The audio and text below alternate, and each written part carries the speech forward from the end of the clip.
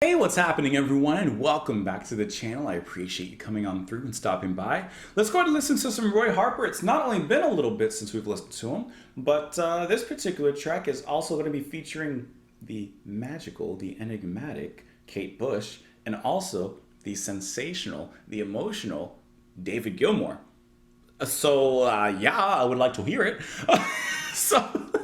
This is the title track off of his album Once, of course, released in 1990. This will be his 16th studio album. The track had been suggested to me by Matt Leopard, William George Frazier, Mr. Wishud, I think Cthulhu Waits Dreaming, Nully D, Silligan, Mick Capewell, Red Lioness, Nick BR, Cotro, and that will be it. So let's go ahead and give it a listen. I had to pull it up on YouTube as it was not available on Spotify, so hopefully the sound quality is a little bit of this and not any of this. Let's go. I've already skipped the ad, by the way.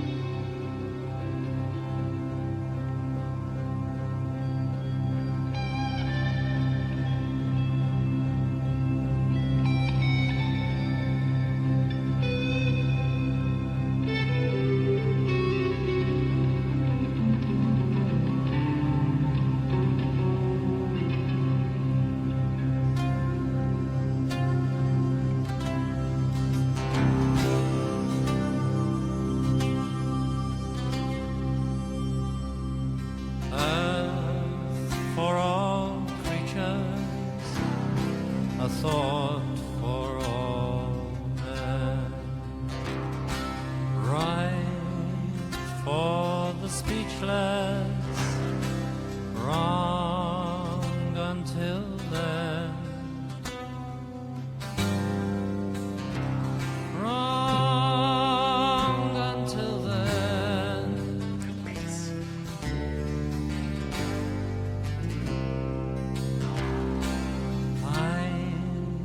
For the laughter, thirst for the time, hands for together, ears for the song. I like that strong ending. Ears for the song.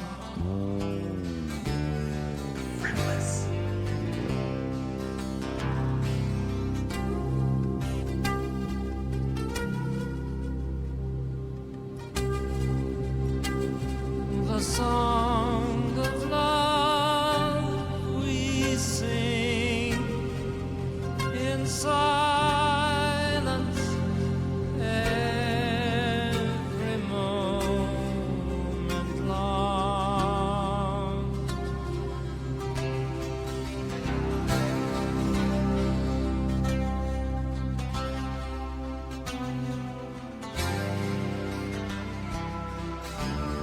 Doesn't it hold you in a sway? Oh. Once, Was not expecting that. only once, here to be done to as we do with only one chance. Here for the wonder of under the stars, for the one and only once.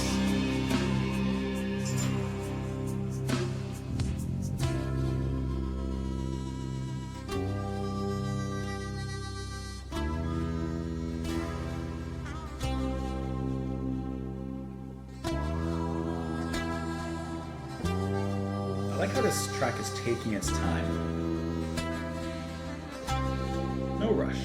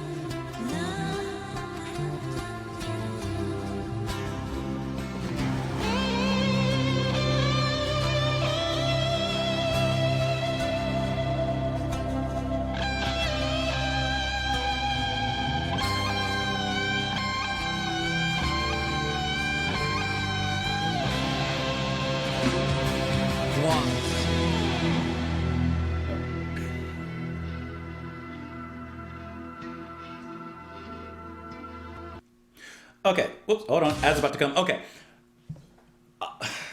Obviously, it's a magical track, okay? So, yes, David Gilmour, Kate Bush, they're involved. Can I tell you, though, I was actually most impressed, maybe obviously, by Roy Harper and the bassist, Tony Franklin, on the bass. Okay, so when the bass came in, I was like, yes. But when I realized it was a fretless, I was like, yes. Right? Just such a cool sound. I love it. I've mentioned it ad nauseum here on the channel every time it appears, and I have to keep on mentioning it because I am just a huge fan of fretless. And the way that Roy is singing in here, I love the power that he's allowing himself in those bigger moments, especially when the drums come in, which I wasn't expecting at all, but it definitely comes in with a little bit of a roar. Has some would say the heart of a lion.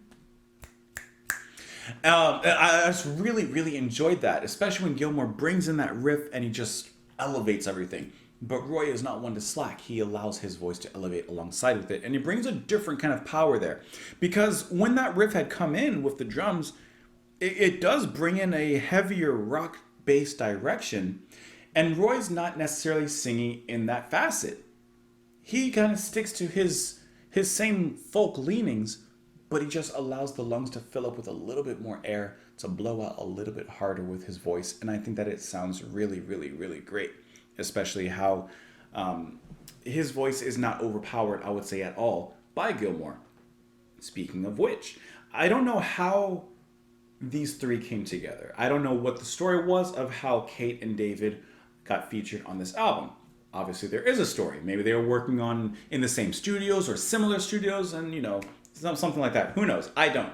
But what I can say is I like how this is still very distinctively Roy Harper's song. Even though it features these two other giants in music history, they're played to a very particular part. And I think that that's so cool how that's done.